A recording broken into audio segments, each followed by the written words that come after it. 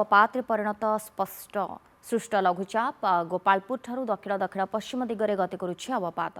पश्चिम केन्द्र बंगोपसागर पार्श्ववर्ती आंध्र प्रदेश समुद्र मध्य केन्द्रीभूत रही। अवपात प्रभाव में प्रबल वर्षा संभावना रही। प्रबल वर्षा नहीं 4 जिला को येलो अलर्ट जारी करिछि पाणीपाग विभाग। जगतसिंहपुर केन्द्रापड़ा गंजाम और गजपति जिला को सतर्कता जारी होइछि। उपकूल ओडिशा रे मेघुआ पाग सहित किछि स्थान में हालुका वर्षा लगी रही। जगतसिंहपुर केन्द्रापड़ा भद्रक बालेश्वर कटक जाजपुर केउंझर मयूरभंज ढेंकानाल खोर्धा नयागढ़ गंजाम कंधमाल अनुगुल जिले में किछि स्थान में मध्यम धरणर वर्षा सहित आउ किछि स्थान में मध्यमरू प्रबल वर्षा होइछि। अधिक आलोचना करबा Bhubaneswar reporter Shatrughan Biswal phone line रे जोड़ी छथि। शत्रुघ्न, अवपात रे परिणत होइछि सृष्ट लघुचाप केमते देखुछन्ति स्थिति पाणीपाग विभाग रो कोन आकलन कारण राज्य रे वर्तमान लगान वर्षा जारी रहिछि। देखंतु गतकाली वेलमार्क लो प्रेशर टी अवपात रे परिणत होइछि एवं अवपात रे परिणत हबा परे परे ताहा धीरे धीरे उत्तर उत्तर पश्चिम दिगो को गति विशेषकर जदि तार प्रभाव देखा आसंता 24 घंटा जाए तार अधिक रु अधिक प्रभाव रहिबो कारण अवपात सहित गोटे पश्चिमा झड़ सृष्टि होती जार प्रभाव रे आज लगातार भाव में उपकूलवर्ती ओडिशार जो अंचल रही सबु जिले में वर्षार परिमाण देखा मिल विशेषकर जगतसिंहपुर कटक केन्द्रापड़ा भद्रक बालेश्वर जाजपुर मयूरभंज सहित खोर्धा ता सहित नयागढ़ पुरी ता सहित गंजाम गजपति ए सब जिले में वर्षार परिमाण देखा मिल आज अपराह पर्यंत लगी विभिन्न स्थान में वर्षा जमती ट्विन सिटी कटक भुवनेश्वर गत काली ठारू लगान वर्षा जारी रही। तो आसंता काली पर्यंत वर्षा जारी रहिबो। काली किछि जगह में सुखिला पाग पुणी 23 एवं 24 ये जो 2 दिन रही से 2 दिन किछि जिले में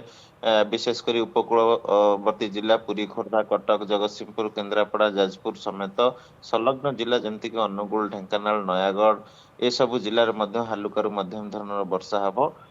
ता सहित 25 तारीख रु पाग संपूर्ण भाव बदली जीवो कारण ये जो अवपात सृष्टि होती तामिलनाडु उपकूल मुहां होती अवपात सहित जेहेतु गोटे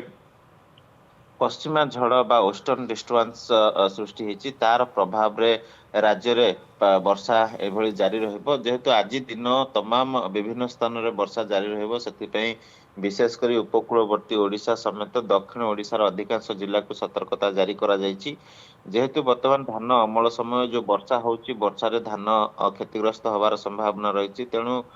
जो चाषी माने पूर्व धान काटिथिले तांको मध्ये सतर्कता जारी करा जायतिला जेहेतु आसंता काली पर्यंत एभली वर्षा जारी रहबो कारण अवपातटी वर्तमान जदि आपण देखिबे गोपालपुर ठारू पाखापाखि 550 किलोमीटर दक्षिण दक्षिण पूर्व दिगरे रही एवं पश्चिम केन्द्रीय बंगोपसागर एवं महारा आखपाख अंचल वर्तमान केन्द्रीभूत रही जहाँ धीरे धीरे उत्तर उत्तर पूर्व मुहां होची जार प्रभाव रे आज सहित आसंता काली राज्यर पाग कोहला रहिबा सहित किछि स्थान रे हालुका वर्षा हबो अपराह्न आसंता काली अपराह्न समय को किछि स्थान रे शुष्क पाग रहिबो किंतु 23-24 तारीख उपकूलवर्ती ओडिशा समेत आभ्यंतरीण ओडिशार किछि जिल्ला रे वर्षा हबार संभावना रही।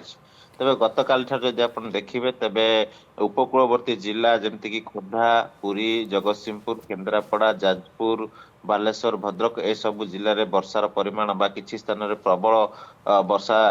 अनुभूत होती कारण जो 4टी जिला को येलो अलर्ट जारी करा गंजाम गजपति केन्द्रापड़ा एवं जगतसिंहपुर यही 4टी जिले में प्रबल वर्षा देखा मिली किछि स्थान में 70 ରୁ 110 मिलीमीटर पर्यंत वर्षा आकलन करा जायछि। तेबे आसंता काली पर्यंत एभली पाग जारी रहइबो केवल काली अपराह्न टिके पाग फर्चा हबो किंतु 23-24 रे मध्य वर्षार परिमाण रहइबो। 25 तारीख रु तापमात्रा टिके कमिबो विशेषकर 3 ରୁ 4 डिग्री पर्यंत तापमात्रा ह्रास पाइबो कारण जेहेतु वर्तमान सामुद्रिक पवन ओडिशा मध्य को प्रवेश करुच्ची जलीय बाष्पूर्ण वायु तार प्रभाव रे तापमात्रा टिके बढ़ी एवं आसंता 25 तारीख ठारू राज्य में पुणी शीत लहरी फेरियो बोली जहाँ आकलन करिछि आंचलिक पाणीपाग विज्ञान केन्द्र। धन्यवाद शत्रुघ्न आपन समस्त सूचना पाई शत्रुघ्न विशाल ए संपर्क अधिक सूचना देउथिले।